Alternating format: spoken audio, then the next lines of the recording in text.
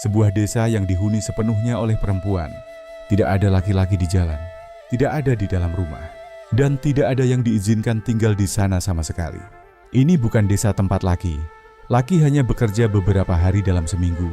Ini adalah desa yang benar-benar tanpa penduduk laki-laki. Laki-laki boleh datang sebentar dengan izin, tetapi mereka tidak pernah boleh menetap. Inilah Umoja, sebuah desa yang berada di padang rumput Samburu di Kenya Utara. Desa ini didirikan pada tahun 1990 oleh Rebecca Lolosoli, yang sekarang menjadi ketuanya. Setelah lolos dari pernikahan yang penuh kekerasan, ia bergabung dengan 15 perempuan lain. Banyak di antaranya adalah penyintas kekerasan berbasis gender dari desa. Desa terpencil di seluruh Rift Valley untuk menciptakan tempat perlindungan yang aman dan kehidupan yang mandiri. Nama Umoja berarti persatuan dalam bahasa Swahili, dan semangat itulah yang membentuk komunitas ini. Di sini, para perempuan saling membantu dan menegaskan hak mereka untuk hidup tanpa kekerasan. Dari luar, Umoja terlihat seperti banyak permukiman tradisional lain di wilayah itu. Ada pondok kecil dari lumpur yang dibuat dari ranting, bambu, dan kotoran sapi. Ada pagar pelindung dari semak berduri, dan hamparan tanah merah luas di bawah matahari. Tetapi saat melangkah ke dalam, suasananya langsung terasa berbeda. Perempuan dengan pakaian bermotif cerah dan selendang berwarna-warni menjalani aktivitas sehari-hari mereka. Memakai perhiasan manik rumit yang menunjukkan budaya dan jati diri mereka. Lebih dari 30 tahun setelah berdiri, Umoja telah tumbuh menjadi komunitas yang maju dan tertata dengan baik. Dengan sekitar 47-50 perempuan dewasa dan kurang lebih 200 anak. Para perempuan menjalankan semua peran yang dibutuhkan untuk mempertahankan desa. Mereka membangun rumah, memelihara ternak, mengolah tanah, dan menjaga batas desa. Sistem pemerintahannya sepenuhnya demokratis. Keputusan dibuat bersama di bawah sebuah pohon bahasa. Tempat diskusi, perdebatan, dan penyelesaian masalah dilakukan. Suara setiap perempuan memiliki nilai yang sama. Karena letaknya dekat area perkemahan wisata populer yang berada di dekat Cagar Nasional Samburu dan Maasai Mara, Umoja juga berhasil membangun kemandirian ekonomi. Para perempuan membuat kerajinan manik-manik tradisional yang indah, lalu menjualnya di Umoja Waso, Women's Cultural Center, kepada para pengunjung yang melewati daerah itu. Walaupun tidak ada laki yang tinggal sebagai penduduk, desa ini penuh dengan anak-anak, termasuk bayi. Dan hal itu sering membuat orang luar heran. Para perempuan menjelaskan dengan sederhana, meski laki-laki tidak boleh tinggal di Umoja, hubungan di luar desa tetap ada bila diperlukan. Selain itu, mereka memandang memiliki anak sebagai bagian penting dan bermakna dalam hidup. Karena menurut mereka, tanpa anak, hidup akan terasa belum lengkap. Apakah kamu ingin berkunjung dan bertemu dengan para perempuan mandiri ini? Tulis ya atau tidak di kolom komentar dan bagikan pendapatmu kepada kami. Sekarang kita pergi ke negara bagian Maharashtra di India, ke sebuah desa yang akan membuatmu mempertanyakan semua yang kamu pikir. Kamu tahu tentang keamanan, kepercayaan, dan kekuatan keyakinan. Shani Singnapur memiliki sekitar 300 bangunan, rumah, sekolah, toko, bank, kantor polisi. Dan tidak satu pun dari bangunan itu memiliki pintu. Saya ulangi sekali lagi, tidak ada pintu. Dimanapun, di seluruh desa, ada kusen pintu. Tentu saja, tetapi di tempat seharusnya daun pintu berada, tidak ada apa-apa, hanya ruang terbuka. Dan di dalam rumah-rumah tanpa pintu itu, uang tunai, perhiasan, dan barang berharga disimpan dalam kotak yang tidak terkunci.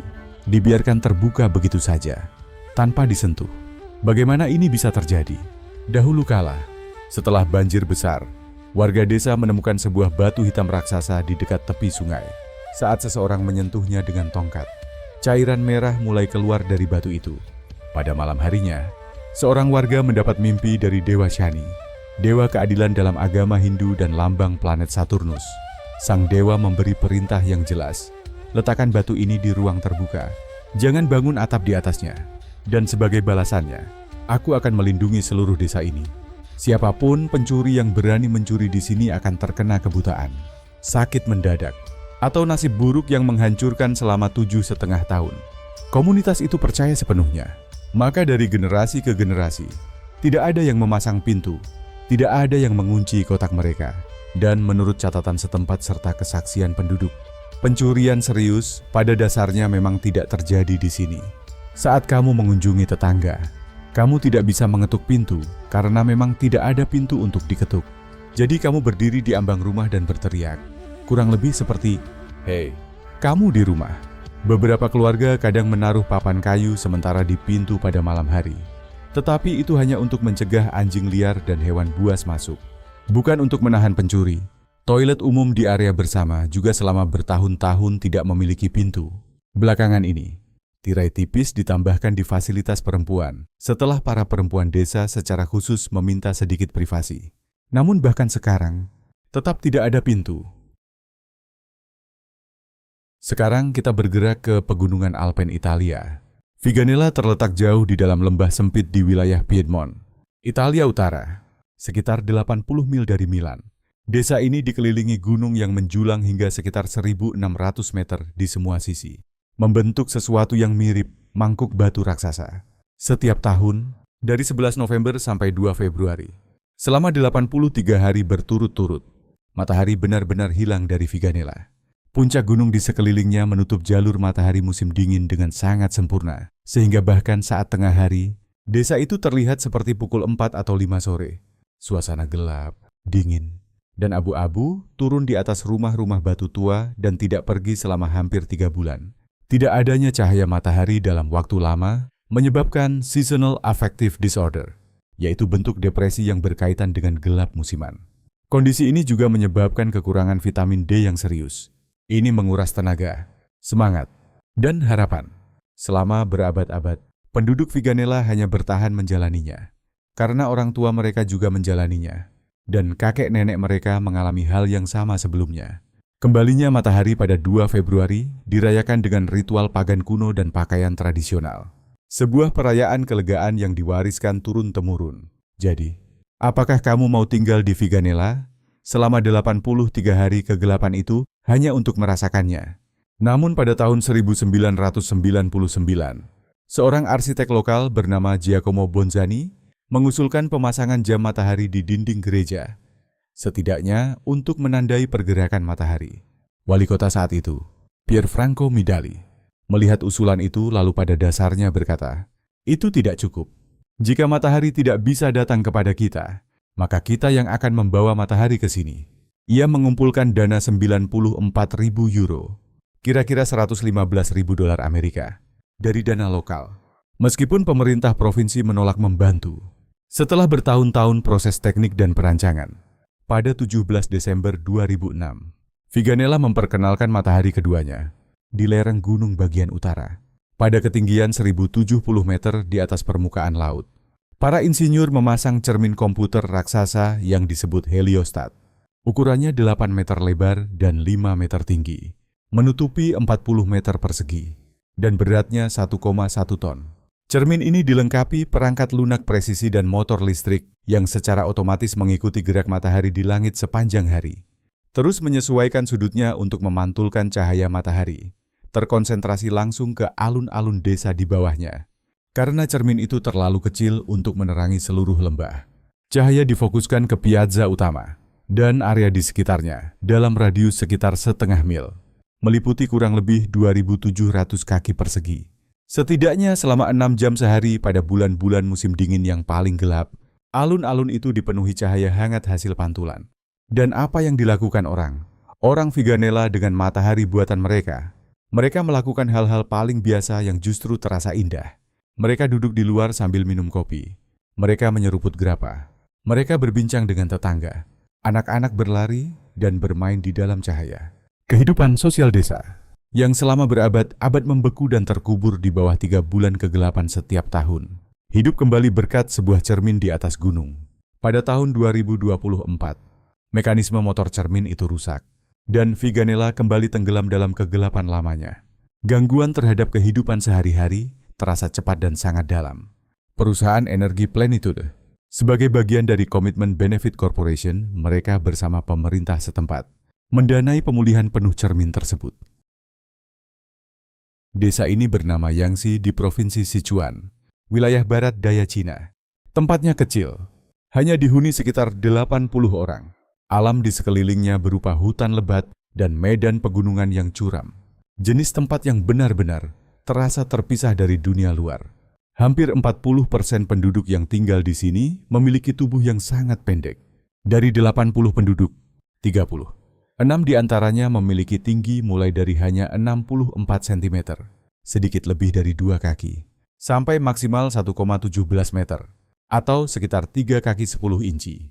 Sebagai gambaran, bahkan orang tertinggi di kelompok ini hanya setinggi anak kelas 4 atau 5 sekolah dasar. Namun banyak dari mereka adalah orang dewasa, laki-laki dan perempuan paruh baya hingga lanjut usia yang telah menjalani kehidupan penuh, menggarap ladang, membesarkan keluarga, dan menua di lembah ini. Komunitas di sekitarnya sejak lama menyebut Yangsi sebagai desa orang kerdil.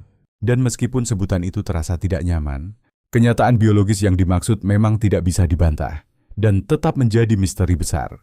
Dwarfisme umum terjadi pada kira-kira 1 dari setiap 25.000 orang di dunia.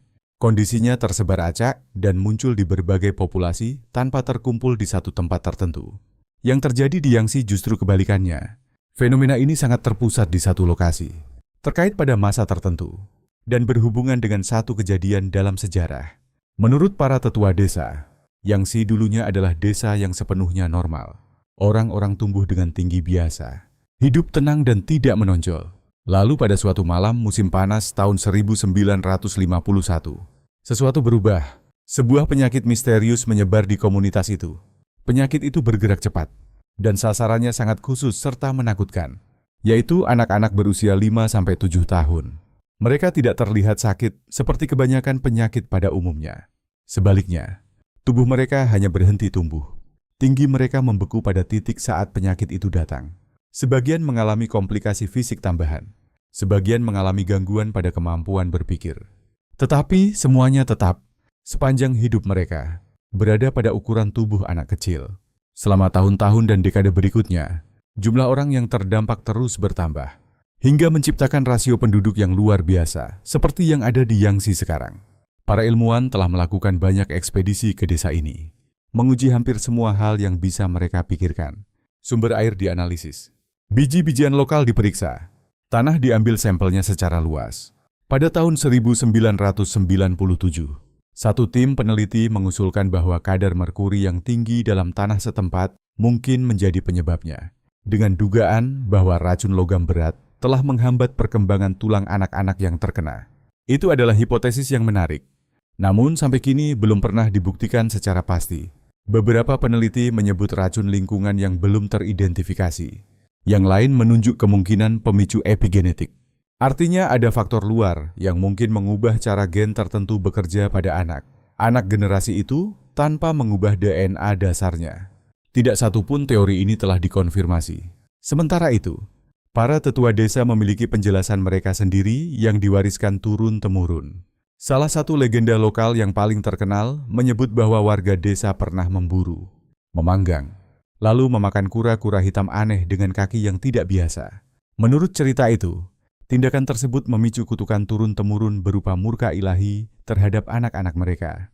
Penjelasan budaya lain mengaitkan fenomena ini dengan Feng Shui yang buruk, yaitu keyakinan bahwa posisi desa dalam lanskap menciptakan ketidakseimbangan energi lingkungan yang berbahaya, lalu diperparah oleh pemakaman leluhur yang dianggap tidak tepat di daerah sekitar.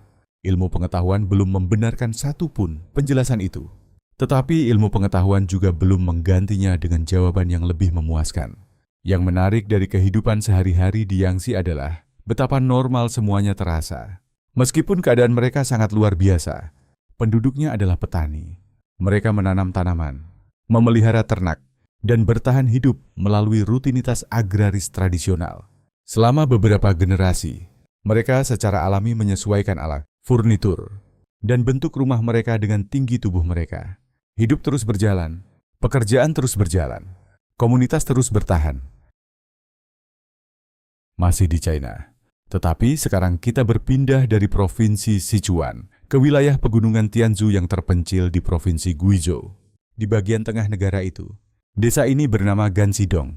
Desa ini merupakan bagian dari etnis Dong, salah satu dari 56 kelompok etnis yang diakui secara resmi di China. Perjalanan menuju ke sana sendiri sudah terasa seperti petualangan. Jalan menuju pegunungan berkelok, begitu terus-menerus, sehingga penduduk setempat menggambarkannya seperti sebungkus mie instan. Hutan lebat mengelilingi desa dari semua sisi. Dunia luar terasa sangat jauh. Gansidong memiliki 123 rumah tangga, dan di hampir setiap rumah tangga itu, dari anak paling muda sampai kakek nenek yang paling tua, setiap penduduk adalah praktisi seni bela diri tradisional Cina yang sangat terampil. Berjalanlah di jalur utama pada pagi hari, dan kamu akan melihat laki dan perempuan lanjut usia melakukan gerakan pernapasan lambat di halaman rumah mereka, dengan gerakan yang tepat dan terkendali, meski usia mereka tidak muda lagi. Pada siang hari, anak-anak berlatih tendangan di tanah lapang di antara rumah-rumah. Tubuh kecil mereka sudah membangun ingatan otot atas teknik yang diwariskan selama banyak generasi. Orang dewasa muda berlatih tanding dengan tongkat kayu berat, berpindah dengan alami antara memanen hasil ladang dan menyempurnakan teknik bertarung mereka satu sama lain. Namun inilah yang benar-benar membuat Gansidong unik, dan yang membedakannya dari tempat seperti kuil Shaolin, yang biasanya langsung muncul di pikiran orang saat mendengar tentang seni bela diri Cina. Para biksu Shaolin adalah seniman bela diri profesional. Pekerjaan utama mereka adalah latihan spiritual dan penguasaan bela diri formal. Mereka mengikuti jadwal biara yang ketat, berisi meditasi dan latihan. Kungfu adalah pekerjaan hidup mereka. Penduduk Gansidong adalah petani terlebih dahulu. Keahlian bela diri mereka bukan profesi. Keahlian itu melekat langsung dalam pekerjaan pertanian sehari-hari mereka. Karena iklim subtropis membuat pekerjaan ladang yang paling berat harus diselesaikan pada pagi buta, sebelum panas tengah hari menjadi tidak tertahankan. Penduduk desa membentuk ritme hidup yang menyatukan latihan fisik dan pekerjaan nyata dengan cara yang hampir tanpa batas pemisah. Dan senjata yang mereka gunakan bukanlah senjata hias atau senjata upacara, seperti yang mungkin kamu lihat dalam kompetisi bela diri. Itu adalah alat pertanian. Garpu rumput yang dipakai untuk menyiangi juga bisa dipakai sebagai senjata. Tongkat kayu panjang digunakan untuk membawa beban sekaligus berlatih jurus. Sabit berat yang secara lokal disebut kindau. Dan pisau penyiang bermata ganda pendek bernama pizai. Pada saat yang sama adalah alat tani penting dan senjata bela diri yang sangat mematikan. Garis antara bekerja dan berlatih pada dasarnya tidak ada di Gansidong. Bagaimana semua ini bisa muncul? Desa ini mewariskan dua kisah asal-usul, dan keduanya menarik. Kisah pertama bersifat ekologis. Berabad-abad lalu, pegunungan Tianzhu dihuni predator besar yang berbahaya. Harimau, macan tutul, dan serigala berkeliaran di hutan dan sering menyerang ternak. Kadang-kadang mereka juga menyerang manusia untuk melindungi kawanan dan keluarga mereka. Para tetua desa memilih pemuda kuat dari setiap rumah dan memberi mereka tugas mengembangkan teknik bertarung khusus. Para pemuda ini mengamati hewan itu di hutan, mempelajari cara mereka bergerak, menyerang, dan bertahan. Mereka mengubah pengamatan itu menjadi bentuk bela diri. Kuda-kuda harimau, gerakan naga, teknik ular, serangan macan tutul. Setiap keluarga mengembangkan gayanya sendiri, lalu mewariskannya dengan ketat di garis keluarga. Dari generasi ke generasi, desa ini dipenuhi para praktisi dari banyak tradisi bela diri yang saling melengkapi. Dan setiap rumah memegang warisan bertarung yang khas. Kisah kedua bersifat sosial. Ketika para pendatang pertama tiba di pegunungan Tianzhu yang miskin sumber daya, mereka sering diserang oleh suku tetangga dan kelompok perampok yang menginginkan apa yang telah mereka bangun. Karena tidak ada perlindungan pemerintah dari luar, komunitas itu mengumpulkan sumber daya mereka, lalu mempekerjakan guru bela diri, keliling untuk mengajari mereka pertahanan diri. Latihan itu terbukti sangat efektif hingga menyelamatkan komunitas dari kehancuran. Dan karena pernah menyelamatkan mereka, latihan itu kemudian menjadi wajib. Apa yang awalnya hanya langkah bertahan hidup, sementara berubah menjadi lembaga budaya permanen. Diwariskan dari orang tua ke anak di setiap generasi berikutnya. Kamu mungkin mengira bahwa desa tempat setiap penduduknya memegang keterampilan bertarung yang mematikan akan menjadi tempat yang berbahaya dan mudah meledak. Sebuah komunitas tempat pertengkaran cepat membesar. Perselisihan berubah menjadi kekerasan, dan kehadiran kemampuan bela diri di mana-mana menciptakan budaya agresif. Kenyataannya justru kebalikan total. Para pemimpin desa, termasuk sekretaris cabang partai dan ahli kungfu seumur hidup Tao Guangrong, terus menggambarkan Gansidong sebagai tempat yang penuh keharmonisan, saling menghormati, dan aturan moral yang ketat. Penduduknya sangat tidak agresif. Konflik jarang terjadi. Komunitas ini rapat, dekat, dan benar-benar damai. Saat ini, ketika tekanan ekonomi mendorong banyak pria muda pindah ke kota untuk bekerja, desa itu mulai aktif mendorong perempuan untuk belajar kungfu. Agar tradisi ini tetap hidup dan jati diri budaya Gansidong tetap terjaga bagi generasi-generasi yang akan datang. Tujuan terakhir kita adalah desa yang dijuluki Kerajaan Perempuan di Barat, karena sebagian besar penduduknya adalah perempuan. Mereka sangat cantik, seperti bunga yang sedang mekar penuh di seluruh lembah. Lebih dari itu, banyak di antara mereka masih lajang. Inilah Noiva do Cordeiro, yang berarti mempelai sang anak domba. Sebuah desa yang tersembunyi di lembah Belo Vale di Brazil, yang namanya berarti lembah yang indah. Kisahnya dimulai pada tahun 1891 dengan seorang perempuan bernama Maria Senhorinya de Lima. Maria dipaksa menikah oleh orang tuanya. Dan ketika ia menemukan keberanian untuk meninggalkan pernikahan itu, komunitasnya menuduhnya berselingkuh dan mengusirnya. Dikucilkan, dipermalukan, dan sendirian. Maria tidak hancur. Setelah itu, Maria mendirikan Noiva do Cordeiro sebagai tempat bagi perempuan yang ditolak komunitas mereka, ibu tunggal, dan orang lain untuk hidup bersama dalam keterasingan dari dunia luar dan dari laki-laki. Selama beberapa dekade, desa itu tumbuh dengan tenang. Namun kemudian, pada akhir tahun 50-an, seorang pendeta evangelis yang keras menikahi seorang gadis desa berusia 16 tahun bernama Delina, yang nantinya menjadi tokoh ibu paling dicintai dalam komunitas itu. Pendeta tersebut memberlakukan aturan yang sangat ketat. Musik dilarang, alat kontrasepsi dilarang, perempuan harus memanjangkan rambut dan mengenakan pakaian sopan. Jam doa wajib dijalankan setiap hari. Dan aturan dasarnya adalah bahwa kata-kata perempuan nilainya lebih rendah daripada kata-kata laki-laki. Selama bertahun-tahun, para perempuan menahannya. Lalu pada awal tahun 90-an, mereka merasa cukup. Mereka bersatu, mereka melawan. Dan mereka secara permanen menyingkirkan pendeta itu beserta ajarannya dari komunitas mereka. Mereka melarang agama yang terorganisasi agar tidak ada lagi pengambilalihan teologis di masa depan. Dan mereka membangun kembali desa mereka dari dasar dengan 3 pilar, yaitu kasih sayang, demokrasi, dan tanggung jawab bersama. Jadi seperti apa sebenarnya kehidupan sehari-hari di sini? Desa ini memiliki sekitar 300 penduduk. Banyak perempuan di sana sudah menikah, tetapi suami mereka dan anak laki yang berusia di atas 18 tahun bekerja di kota Belo Horizonte selama hari kerja, lalu pulang hanya saat akhir pekan. Ini berarti dari Senin sampai Jumat. Para perempuan mengatur segalanya sepenuhnya. Di pusat desa terdapat sebuah rumah komunal besar tempat makanan dimasak untuk seluruh penduduk beberapa kali sehari. Pengasuhan anak dilakukan bergiliran di antara para perempuan, sehingga setiap ibu bisa bekerja di ladang atau menjalani pekerjaannya sendiri. Para lansia dan orang sakit dirawat bersama-sama. Tidak ada yang ditinggalkan. Salah satu penduduk yang paling berkesan adalah Marcia Fernandes, berusia 33 tahun. Pada siang hari, ia bekerja di ladang melakukan pekerjaan pertanian yang berat. Di waktu luangnya, ia tampil sebagai penyanyi rakyat. Ia berkata bahwa bagian terbaik dari hidup di Noiva do Cordeiro adalah bahwa seberat apapun pekerjaan terasa, teman-temannya selalu ada di sisinya. Kegembiraan dirasakan bersama. Para perempuan ini bukan anti laki-laki. Mereka hanya mendukung kesetaraan. Perempuan muda seperti Nelma Fernandes yang berusia 23 tahun secara terbuka mengaku bahwa mereka merindukan cinta dan kebersamaan. Ia berkata, sudah lama sekali sejak terakhir kali ia merasakan pelukan dari seorang laki-laki. Namun, laki manapun yang ingin bergabung dengan komunitas ini harus menerima satu syarat yang tidak bisa ditawar. Kesetaraan penuh. Itu berarti mencuci piring, mencuci baju, memasak, dan membersihkan rumah tanpa harus diminta. Di negara yang peran gender tradisionalnya masih sangat kuat dalam budaya pedesaan, syarat itu saja sudah menyaring hampir semua calon. Jadi, itulah dia.